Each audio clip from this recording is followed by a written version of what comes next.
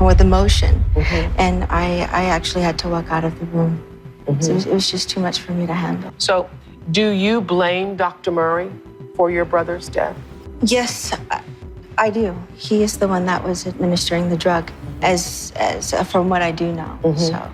One person I believe in Hollywood who people conspired to actually take down because he had too much power, and I believe that person was Michael Jackson. The reason I believe that is because you can look into the story. Paul McCartney and Michael used to be real cool. Paul was telling Michael, like, yo, you got to get your business together. You got to get your business right. Michael ended up getting so big that he bought the Beatles publishing. The Beatles publishing was worth so much that literally Sony gave Michael Jackson half of their publishing company just to own the Beatles catalog. Imagine how powerful a black man is when he owns a majority of the music industry's publishing. In some cases, was even giving publishing back to some of the artists. He gave Little Richard his publishing back. I don't know how many people he did that to, but he gave Little Richard his publishing back. I believe that Michael Jackson had too much power in the music industry, had too much control over the most valuable asset in music, which is people's publishing. And I believe... Miss Jackson, if you're nasty, you just set the industry on fire with something no one saw coming. It looks like Janet Jackson. With this assertion, she is explicitly criticizing Jay-Z, claiming that he wasn't, only he was conspiring against her brother Michael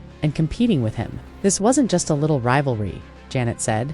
She's implying J. allegedly set up MJ, putting elements in place behind the scenes to keep him from getting through. Yes, you all discuss control.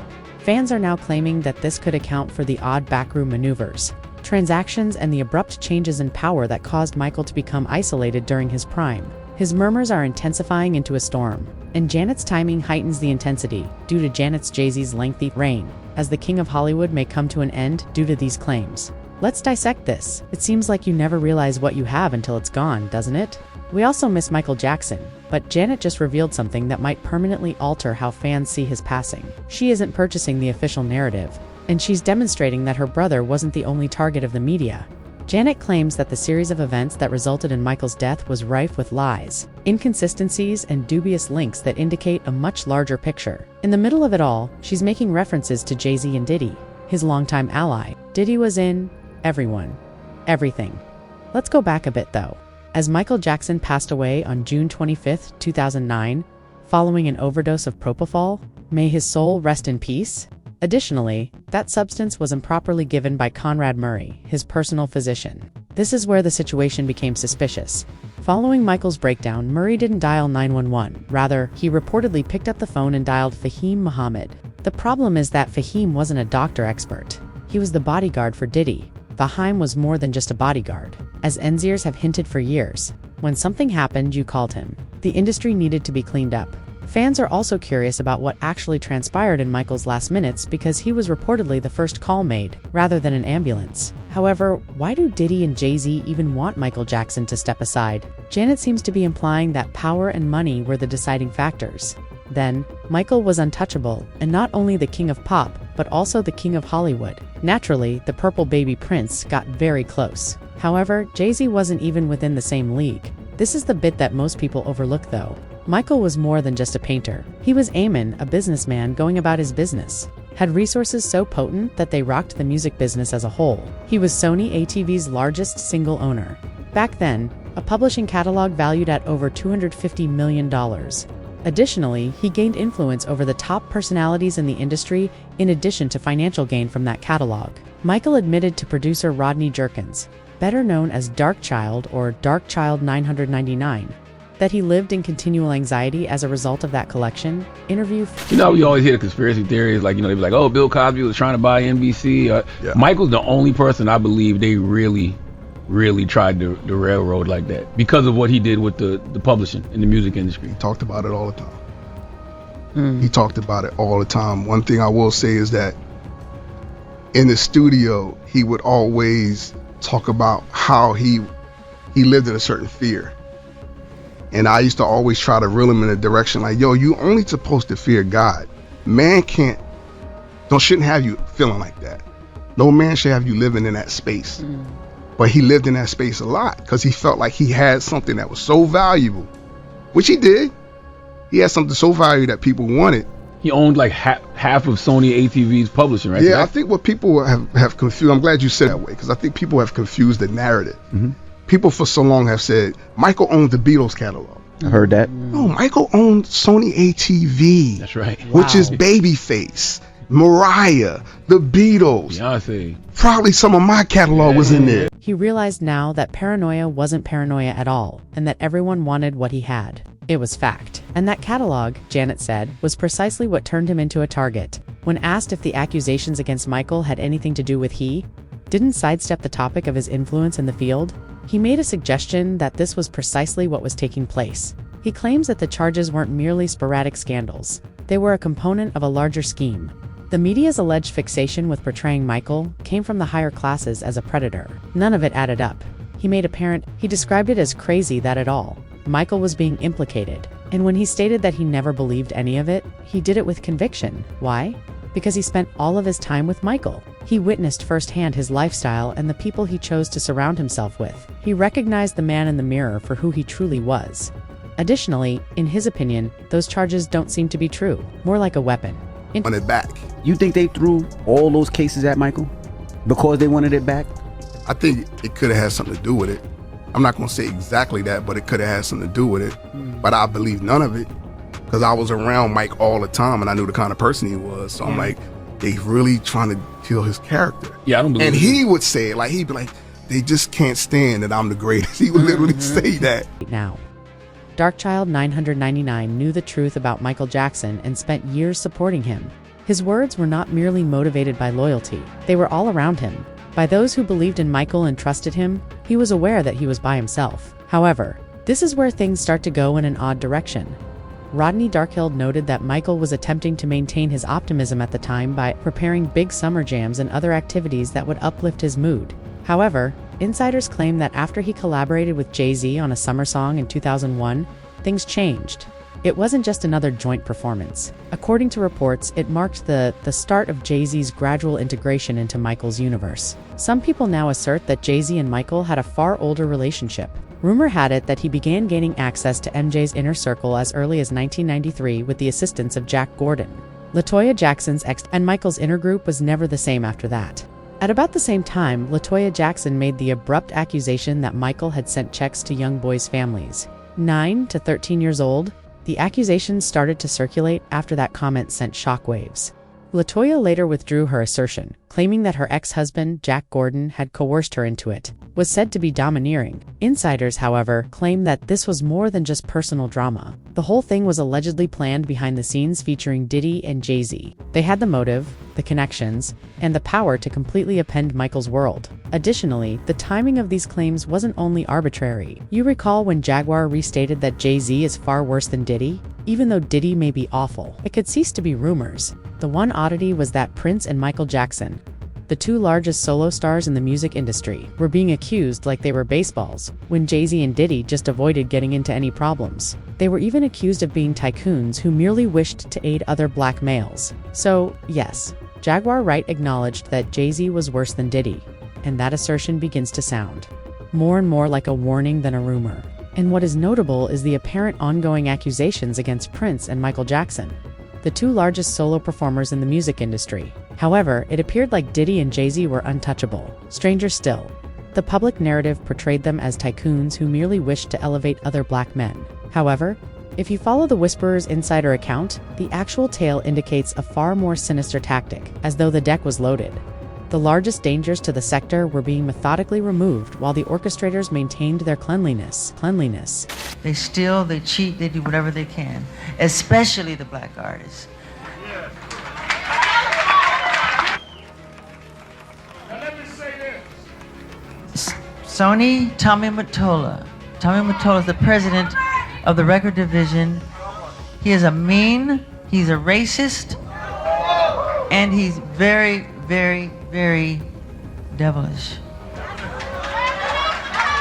However, Michael Jackson publicly criticized Tommy Mottola, who was then the CEO of Sony Records. He charged him with racism, called out his unethical actions, alleging that Mottola was threatening to use him and other black musicians as the subject of profit-driven conspiracies. All I have to say is that they don't give a damn about us.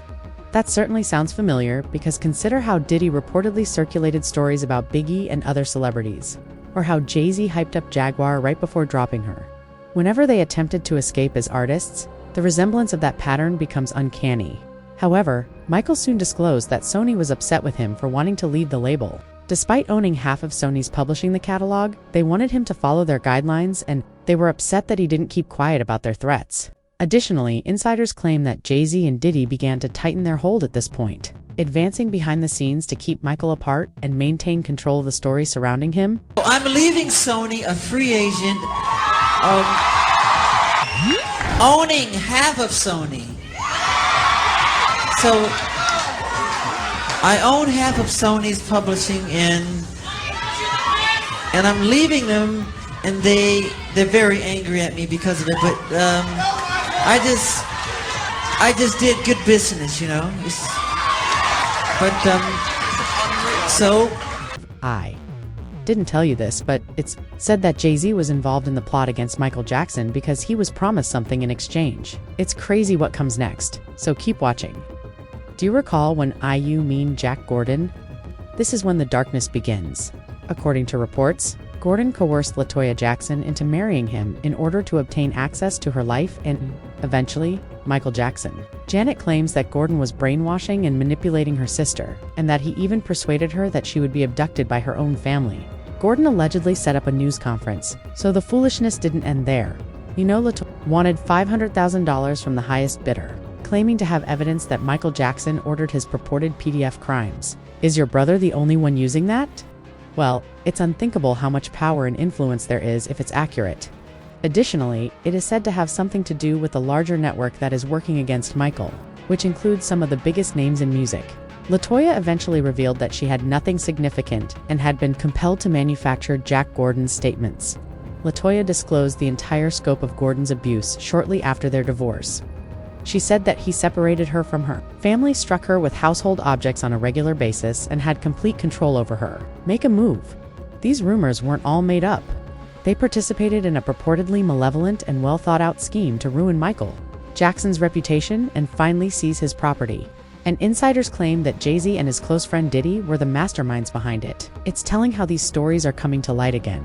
Given Diddy's most recent apprehension and the accusations made by Cassie and innumerable other purportedly concealed facts are emerging, fans are beginning to piece together the details in ways that make this purported plan even more surprising, and every new revelation seems to bring up new problems.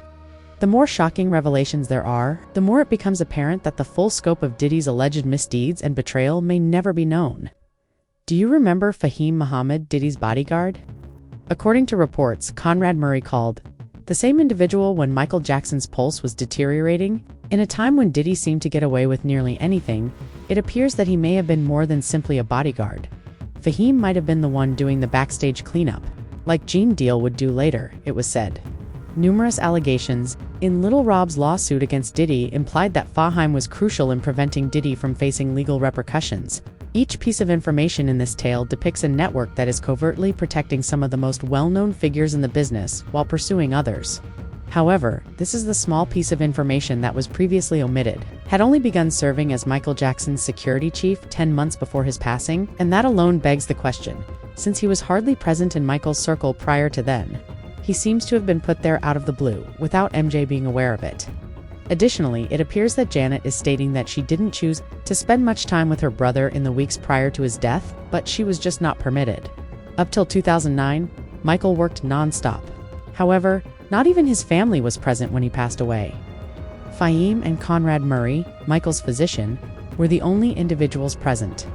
Additionally, after you attach, it begins to resemble a tightly guarded inner circle that keeps family members and strangers out at the most crucial times.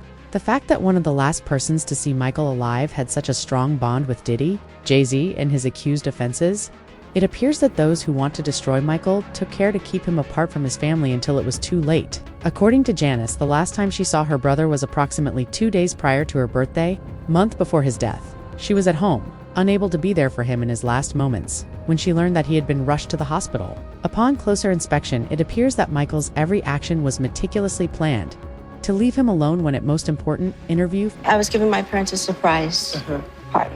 And So he we were came for all that. there. We were all there. The last time you saw Michael was around your birthday. 2 days before my birthday. The fact that Michael's family wasn't even told how bad the situation was one thing that felt totally out of place, Sadly, Janet stated that her brother had already died by the time she realized it. The timing, the seclusion, and the lack of communication all begged the question of what was actually driving this story in those last few hours.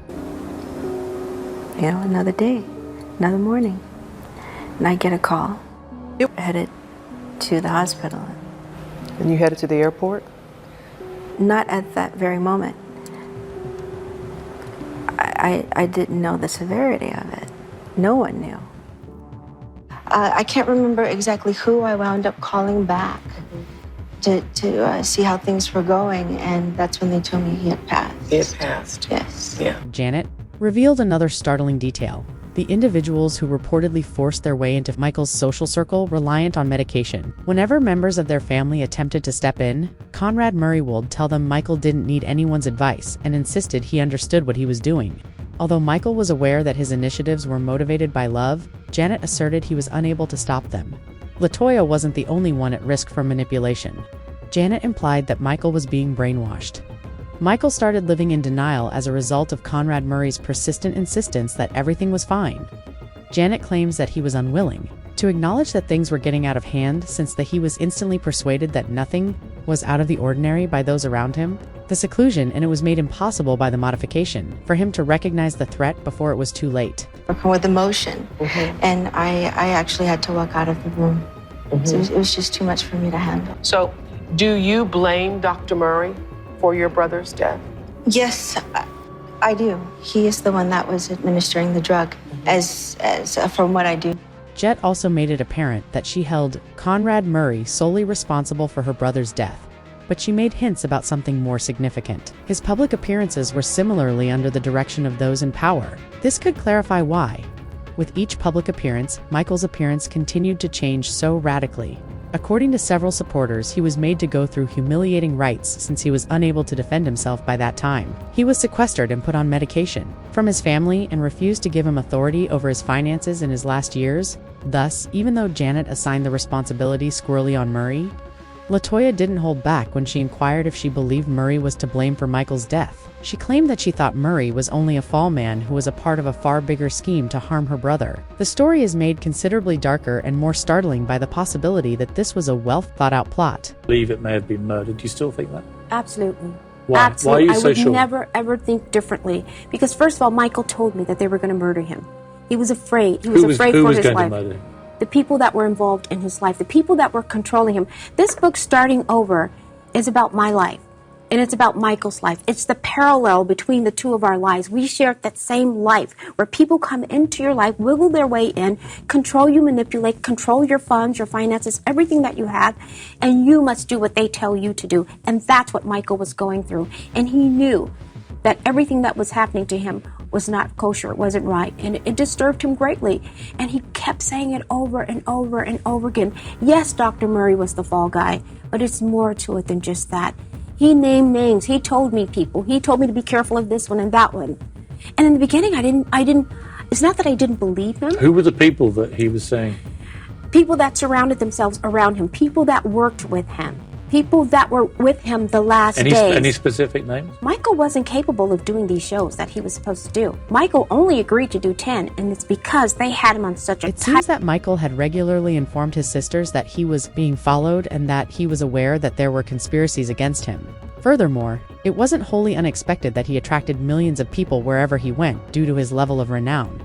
He was alarmed. However, the severity of his warnings raises the possibility that there were opposing forces, far more than most people know. 2003, a Florida supermarket closed so that Michael Jackson could fulfill his dream of going grocery shopping like everybody else, like a normal person. The other people in the store were friends, family of his who pretended to be shoppers. He did this because he wanted to experience what it felt like by putting things in a basket and what the real world is like. In this photo, you can see Michael Jackson appeared to be having the time of his life as he browsed the aisles.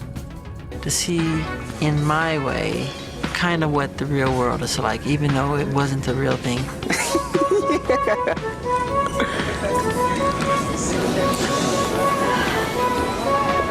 We are discussing a man who was unable to go shopping without causing a ruckus. For Michael to feel invisible, he had to actually act out a shopping experience. Thus, being followed wasn't out of the ordinary for him. But just think of how terrible it must have been to have to keep telling his family that he was being followed everywhere. Nevertheless, everything returned to the catalog. Michael even admitted to LaToya that he had grown to love it and detest it. Jay-Z's Rockefeller records and Diddy's Bad Boy records were the ones who stood to gain the most. It just so happens that both were established at the same time as the rumors that Michael was a PDF file began to spread. And wait until you hear this, if you believe that to be merely a coincidence. The following section, do you recall that Jay-Z was supposedly promised anything in exchange for dominating the media and disseminating his conspiracy? Now, look more closely at everything that makes sense. On June 25, 2009, Michael Jackson went away. Very suspensefully, Jay-Z's ROC Nation announced almost 5 days later that it has signed a distribution agreement with Sony Records to manage its releases. If this is given how they reportedly used black musicians, one can only imagine how intricate these plans may be. Additionally, she stated that her brother confided in her after she was coerced into lying about Michael being a PDF that certain individuals had entered his social circle with the goal of killing him. Furthermore, LaToya thinks her brother died, and she claims that Paris Jackson, his daughter, also thinks so. Within her, Paris claimed that the last time she saw her father, he sobbed a lot and was complaining that he was freezing and wanted fire. According to LaToya's book, she added that they turned off the phones and were encamped in the dark. It was allegedly Conrad Murray and Fahim Muhammad who were in charge of denying Michael entry. Paris has stated more lately that she aspires to learn more about the individuals who abducted her father. Her so quickly, it's obvious it wasn't a coincidence if every member of the family keeps claiming that something wasn't right and that this was a setup. Considering all the information pertaining to the death of it's clear that something went very wrong with the King of Pop, and Conrad Murray was ultimately held responsible. However, if recent disclosures are any guide, the whole truth will eventually be revealed, and you've got it there. Janet Jackson is revealing what may be the largest conspiracies in the history of music. Diddy, Jay-Z, the media, and several network participants supposedly operating in the background, excluding Michael, managing his life, and even controlling those closest to him. Unbelievably though, the parts come together in ways that cause you to pause and reflect. Even though Michael Jackson is no longer with us, there are still many unanswered questions concerning how and why. Furthermore, more realities will eventually come to light if Janet, LaToya, and Paris continue to speak out. However, what are your thoughts? Is this all conjecture or was Michael set up? Please leave a comment below with your opinions, and be sure to subscribe. As the next everything we believe to be true could be completely appended by fresh information, the world and the King of Pop deserve answers, deserves to know the truth.